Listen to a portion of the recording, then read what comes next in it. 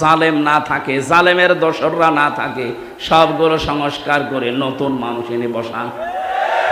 হ্যাঁ, কথা বলেন না কেন?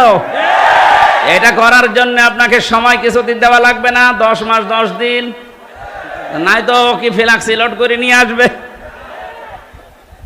এখনই খালি বারবার যে দেন থালা, থালা দেন, থালা নিয়ে করবেন কি? এ অবস্থায় যদি আবার ছেড়ে দেয় তাহলে এই 15 বছরের মতো দিনের ভোট রাতি হয়ে যাবে। এজন্য সংস্কার যখন চলছে, আমরা আহ্বান জানাই যারা দায়িত্বে আছেন, আপনারা একটা সম্মানজনক সময় নিয়ে তাড়াতাড়ি সংস্কার করেন।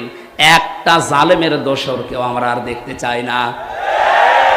আল্লামা মামুনুল হক কয়েকদিন আগে ঘোষণা দিয়েছেন, এই দেশে যেই মানুষগুলো জুলুম করেছে 1628টা, এর বাকি যারা জেলায়, উপজেলায়, থানায়, ইউনিয়নে যারা জালেম বলে